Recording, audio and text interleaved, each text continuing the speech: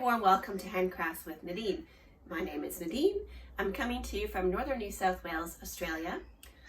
Finally, I think we're nearly out of the rainy week. It's been raining pretty full on for 6 days, so it's been quite damp and cold, but today, or this morning at least, there was a little bit of sunshine, which was nice.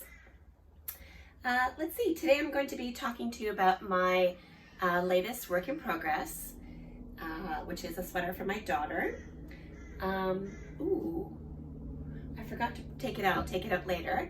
A swap of buttons that I made on one of my cardigans. Dune, I finished the first book of Dune. I'm actually into the second book now, so I'll have a little chat about that, about the movie as well. I got some new fabric in the mail today, so I'm going to be talking to you about my plans, sewing plans for that. And that's it. Oh, also my girls, they're on school holidays and they just got back last night. They're 18 and my youngest is about to turn 16. So for their birthdays, we bought them a trip to Melbourne. So they went and stayed with their aunt, my husband's sister, and they just had a little shopping holiday. So yeah, looks like they lucked out because it hasn't been raining in Melbourne. It has been very cold though. I think it was probably about between 6 and 10 degrees there. So even though the weather here seems to be warmer at 16, 18 degrees in the day, it's been very damp and that kind of bone-chilling cold. So I'm getting lots of use out of my jumpers, which is great. Speaking of which, this I am wearing today. This is the Sonrae Sweater by Jennifer Steingass. I knit this probably maybe 4 or 5 years ago. Yeah, and I knit it in Nundle Wollen Mill merino. I think it's the 4-ply. Yeah, I think it's like a sock weight, so a 4-ply, 100% superwash merino. So this was back when I used to buy superwash yarn. I didn't really realize that it was coated in plastic. So yeah, so a lot of my older sweaters are knit in superwash, but that's okay. So as I said, it was undyed. So I ordered a 500-gram hank. I apologize if I sound a little bit hoarse today or have to cough or anything. So I'm still recovering from my cold. I'll try to edit it out. In my past videos, I've been trying to edit out little sniffles and stuff that I've had in the past. So if you see it jump a little bit, that's why. All right, so I ordered a 500-gram hank of their undyed merino 4-ply. And my plan was to have a blue sweater, and then the color work, I was going to speckle or make different colors. I thought that would look really pretty. So I took the hank and I wound up a little ball for the color work. I guess I looked at the pattern and saw how many meters or grams you needed for that bit. And then the rest, I was gonna dye blue. However, I use food coloring, so this was before I bought my acid dyes, though maybe acid dye would do the same anyways, but I guess I combined the blue, which is kind of like a Cookie Monster blue, so I added a little bit of red to it to kind of deepen the color, but I guess the color broke, I think they call it, so it's super variegated, which I love. I think it's really, really pretty. If I can stand up and go close, if you can see, there's bits of red and purple and different tones of blue. Yeah, so I did that one first, and then I thought, oh, I don't think I'll do the same for the color work bit. I think speckle and speckle might be a bit too much, so I just opted to go for just the undyed for the color work, and I'm pleased that I did. I think it looks really nice, and I was a bit worried the color was gonna bleed. And it has a little bit, excuse me, it has a little bit, but that's okay. I think it doesn't look bad or anything. It kind of went a little bit pinky or something, but that's okay. I'm not mad about it. This pattern was really fun to knit. Was it the first? No. It might have been the second time that I've made a color work garment, and it's knit with a round yoke, so the increases happen kind of evenly. And I'm very happy with how it turned out. It was really fun to knit. The only thing I feel is, I don't know if it's because I used the superwash yarn, like the sleeves really grew, the body grew, and I don't know if it's because of that or if it's maybe I knit the wrong size, or I don't know, but I find that it comes down quite low here. Like it would have been good if the color work ended a bit higher, and then it wouldn't come down so low in the armpits, but that's okay. It's really soft and comfy. Yeah, and so I'm wearing today my pants from Peppermint magazine. They are a part of the loungewear set. So I sewed the loungewear set for my mom, and I thought the pants turned out really cute, so I wanted a pair for myself. So I used that same linen from the H&M duvet cover. Go over here, I don't know if you can see. So they're just elastic waist. They've got pockets, and they're loose. They're not as loose as the So Liberated chanterelle pants, which I made in the exact same fabric. Those are much wider legged. So these ones are a bit more narrow, and I think the pattern was for like a capri style pants, but I just lengthened the leg to make them a full size pant. I did make some mistakes. I think, I can't remember now what I did. I made these a year ago. I know, okay, so the way you do the elastic is not through a casing where you thread the elastic through a casing and sew it together. You actually sew the elastic onto the pant, onto the top with like zigzag, and then you fold it under and fold under again and sew it. So I think what happened was they were too high-waisted. I think they were too high-waisted. So I tried to unpick the elastic, but it was just sewn with the zigzag stitch. It was just way too much to unpick. So I think I ended up cutting it from the top and then putting in a new elastic. So of course I lost length on the top, and then I lost some of the pocket depth. So the pockets are, yeah, not as comfortable to put your hands in.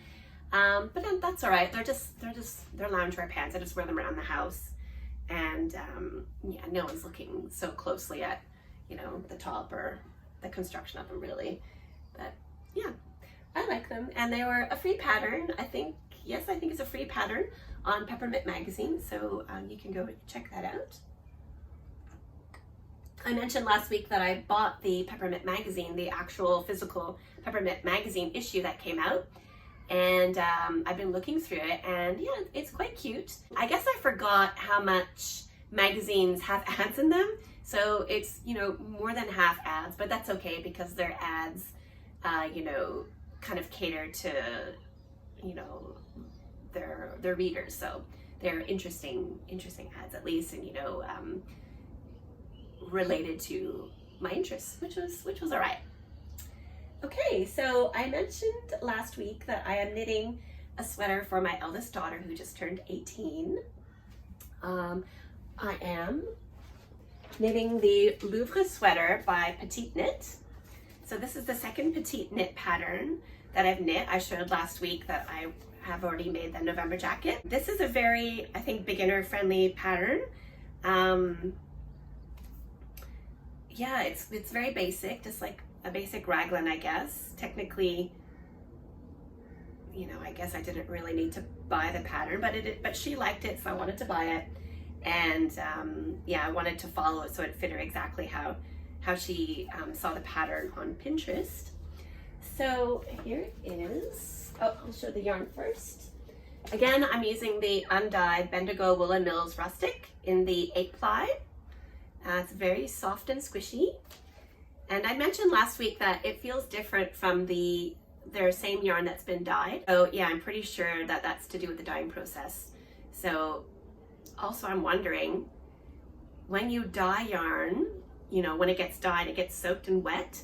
And so I'm wondering, because this yarn looks thinner, I'm wondering if it's gonna bloom more than their regular 8-ply rustic would. And of course, I did not make a swatch and, you know, block it. So it's going to be a surprise. Oh yeah, I thought it was a good opportunity. Last night I managed to finish the first ball. So again, those balls from Bemdigo Wollen Mills are 200 grams. So there's lots in there. So I just finished the first ball. So here it is. I got right up to where I had to separate for the first sleeve. So I did that and I put it on a holder. And then I just transferred the stitches onto a second knitting needle. And then I put the next lot of sleeves onto the barber cords, just so I can show it to you. And look at this, it's kind of cool. It's like a giant square. Barber cords. The one that I did last night, am I the only one that struggles with barber cords and them not coming off when you're transferring the stitches? Because it happens to me all the time, nearly all the time. Like last night, I don't know if it was because it was really cold. Here's a theory I'm working on. It was quite cold, so I was putting it on and maybe somehow that makes it stiffer and not adhere to the tip of the needle as well, because probably I transferred 5 stitches and then it popped off. And then this morning when it was warmer, I did the second one and no, it didn't come off once, the whole thing. So it's not my technique. I did the exact same technique. So I don't know, maybe that's, let me know if you have any thoughts on that. Maybe you need to warm them in your hands first if you live somewhere where it's cold, or in winter, or if it's cold in your house. Yeah, what a nightmare. 5 stitches and it comes off, and then you're like trying to recover the tip of the needle and join it back to the thing. It's really a nightmare. Yeah, anyways, got a bit sidetracked there. So, like I said, it's a very easy beginner-friendly pattern. However, I guess I misread the number of stitches to cast on. I'm knitting her the 4th size, and I accidentally cast on, I think like 8 stitches less, but that's okay because I just can make up the difference by doing another round of increases or so till I get to the right number for her size. So that, and you know, it's, the neck is fine. I popped it over her head and it's fine. And the other thing I did, somehow when I was separating for the raglan increases, I got the number wrong, and somehow I ended up with, when I was trying to count to see where I was in the pattern, I had an odd number on my sleeves, and then I looked at the pattern and it was meant to be an even number, and I was like, oh, that's weird, both of my sleeves are odd. So I thought, did I drop a stitch? So I was like looking, no, I didn't drop any stitches on either, that's weird. And then I counted the rest of the stitches and I went, oh, I accidentally had 2 extra stitches on my sleeves. So they were borrowed from the back. So let's see. So I accidentally have two stitches, one from each side less on the back and 1 extra on the arms. And I was like, oh, I was quite far down. And I was like, oh, should I be worried about that? Should I rip it back? And I thought, that's all right. She has arms, like she's quite muscular, so she's got kind of swimmer shoulders and arms like me, even though she's not a swimmer. So having an extra stitch in each arm, that's fine. And then to make up the difference in the back, to get back on track, I just, right before I took off the sleeves took off the stitches for the sleeve, I did one extra increase, and then when I come around to the other side, I'll do 1 extra increase there, and then the body will be back on track. So you wouldn't want the back to be smaller than the front, where the, you know, because the arms will place that. The arms will make the sweater centered, and then if it's smaller in the back, it might pull weird. But I thought for this bit, having the back smaller, that's fine, because of course as a woman, your front is bigger than your back. So I thought that should all even out in the end. And yeah, it's very lovely. It's very soft. I like the way the collar turned out. She's not so sure how she's gonna feel about having a high neck, even though she liked the look of it. So I told her worst comes to worst, we can pull that in and sew it down, or she could wear it like that, rolled down. That's quite pretty as well. So yeah, there's options if she finds it too constrictive on the neck, especially since I had 8 stitches less. But yeah, what else do I have to say about that? I think that's it. So yeah, I'm excited to see how it'll block out. I think it is going to grow a little bit based on, so I've used the Rustic yarn quite a few times, and it has grown a little bit after blocking. But yeah, I have not made anything in the undyed, so that's going to be interesting to see what happens with that. That is it for knitting today. For sewing, just probably about an hour ago, I got a parcel in the mail. The dog went crazy. Yeah, our dog is 2.5, and recently he's been barking a lot. Like, he wasn't ever a barker. He would only bark if, like, say he was outside and he was trying to get us to let him in and no one heard him. He might do one like, ruh, like that's it. But lately, I should also mention that he is not desexed. I have read that it's, if you can, it's best to keep him intact, for his hormones and things like that. And honestly, he's just a sweetheart of a dog. He's very gentle. He's not aggressive, but lately he has been barking at the postie. So yeah, I don't know. Hopefully it's not going to become a problem, but sometimes the postie comes in. It is, depending, it can be somebody different, but he comes in and he gives him a little pat, and so it's all good. Like, he'll bark, but his tail's still wagging because, he's a Labrador. He still loves people. But anyway, I got this in the mail. I guess I've been clicking on some Instagram fabrics lately. I guess, like I mentioned, it's the end of financial year. So a lot of people are having sales here in Australia. And I guess I have been clicking through to some of the ads that have been coming up. So, once you click on something, of course, Instagram wants to send you more of it. So I've been clicking on a few fabrics lately, and I did maybe also because I bought that fabric 2 or 3 weeks ago. I bought that brown linen from a different company. That was the Remnant? No. The Remnant Warehouse? Anyway, so this time I saw an ad came up for this beautiful plaid or checkered linen, and it was kind of like a rainbow colors, and I love that. I think I've seen, there's another company called Fabrics, like Fabrics, and he has a beautiful rainbow checker, which I love, but it's cotton. And so this one I saw, and it's in America, so the shipping is crazy, and the dollar exchange is ridiculous. I saw there was, this was linen, and the company was called May Designs, MAAI Designs, and they had this checkered, rainbow checkered on their ad. So I clicked through, and it also said winter sale, 40% off, and I checked this morning, they're still having this 40% off winter sale.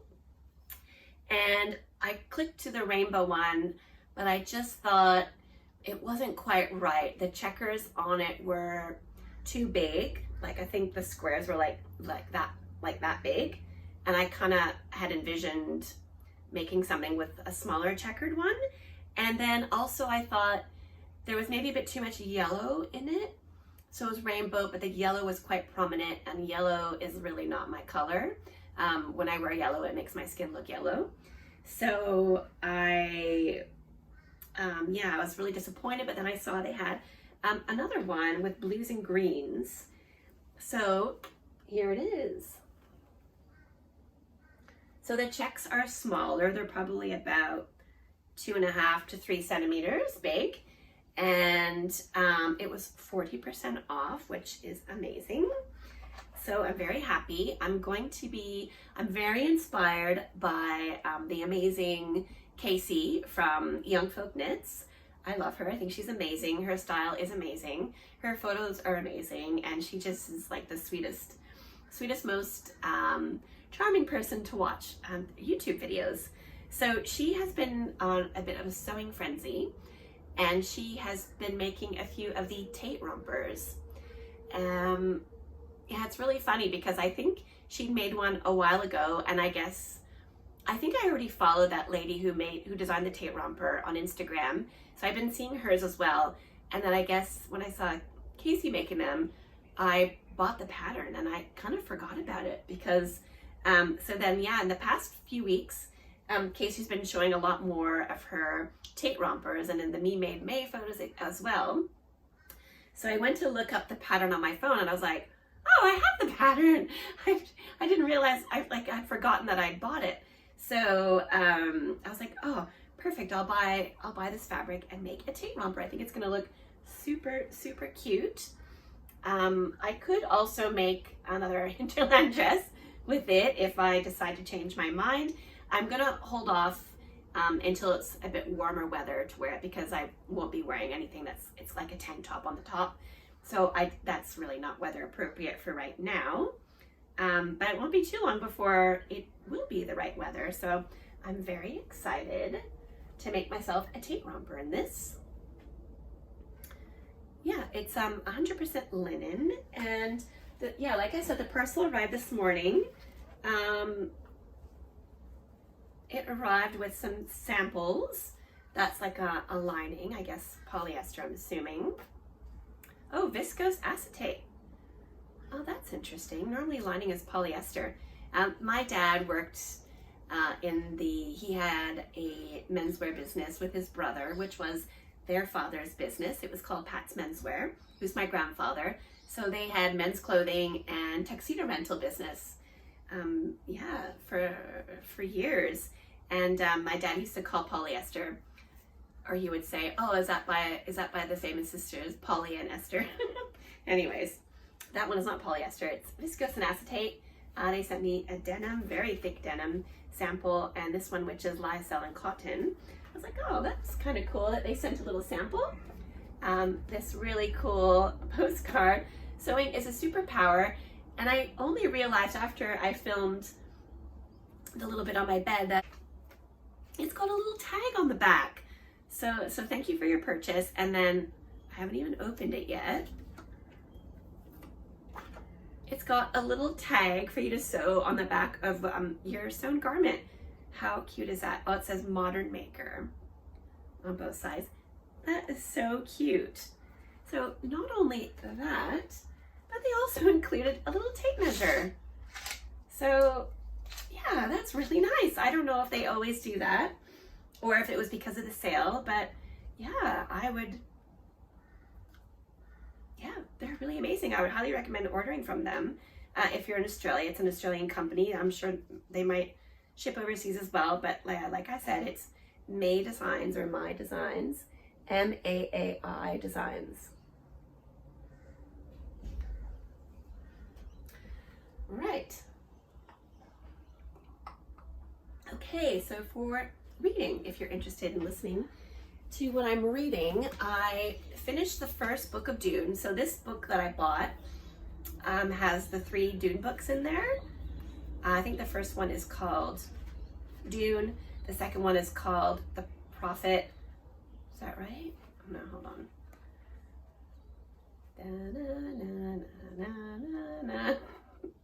The second one is called Muad'Dib, and the third one is called The Prophet. So I finished the first book maybe last week. And like I said, our girls went away to Melbourne, so my husband and I have had a lot of movie time where we can watch, in the evenings we've been watching a lot of stuff on TV. So we watched Dune. So I looked where to watch it in Australia, and it said Apple Plus. And there are some shows that I've been wanting to watch on Apple Plus, so I got Apple Plus again. And then when I went to click on it, on Dune, it said that you still had to pay to rent it. I was like, what? So Apple Plus is very confusing. Anyways, and I think there are even some things you can watch for free. Others you have to subscribe to Apple Plus, and then you still have to pay for others. So anyways, So we rented it, we paid for it and watched it, and it was really good. And of course, like any movie adaptation of a book, it was a lot shorter and they cut out heaps of stuff, but I thought they did a really good job. One thing that I was a bit disappointed in, I actually Googled, is Dune movie like the first book of Dune, and it said that it was. So I was like, okay, great. So I watched it, but at the end I was like, oh, they're really going on a tangent here. They're really going on their own writers and making this bit here. And I was like, oh, don't tell me this is the next book. And it was. So it had spoiled. It went into the second book towards the end of the movie. So it had spoiled it a little bit, but not too bad. It was still, I'm happy that I watched it. I thought they did a really good job. The acting was pretty good. Special effects were really cool. And yeah, it ended in a really cool spot, and it just makes you really excited. I know that the second one is already out. I'm sure people have already seen it, but I've heard that it's really, really amazing and exciting. So yeah, I'm looking forward to that. I nearly forgot to talk about the buttons. I think I would have put a video at the top of this video in the intro, showing you the new buttons that I put on my corn cardigan. So I just bought them at FDB's, which is kind of like dollar store, not really. Like there's stuff that's like $100 in there, but yeah, I don't even think anything's $1 in there, to be honest, but you know what I mean, like a variety store. And they have a little crafting section, because I don't really live very close to any crafting stores like Spotlight, or the closest fabric store, I guess, to me is in Tweed Heads, which is about a half-an-hour drive, which normally I go to every day because my daughter goes to school up there, but she's on school holidays, so I'm not going to go during the holidays. So yeah, they're wooden buttons, and I replaced them. And like I said, I had these adorable little coconut buttons on originally, but they would just pop off all the time. So it was super annoying that they wouldn't stay in place. Yeah, that's the buttonhole there. So yeah, just a heads up. And again, I'm sure Rebecca says that, gives you the proper size of button that you're meant to use with the sweater, or the cardigan rather. But I just love those little cute coconut buttons, and yeah, they just weren't right. So I guess lesson learned, make sure that I read the information properly before attaching the buttons. Because yeah, I think, when did I finish this? 4 months ago? So I've been wearing it for 4 months with the inappropriate size buttons and just being frustrated by it. So now the proper buttons are on, and all is right with the world. Well, thank you very much for watching. Thank you to those of you who have subscribed recently and liked my videos. My video last week is nearly at 1,000 views, which kind of blows my mind. Thank you so much for watching. I really appreciate it. I really am enjoying making these videos every week, and I hope that you enjoy watching. So please, if you haven't, or if you're interested, please subscribe, give me a thumbs up, and leave me a comment underneath if you have any questions or comments about anything that I've spoken about today. Yeah, I hope that you get to make something beautiful with your hands this week, and I look forward to speaking to you again next week. Thanks again for watching.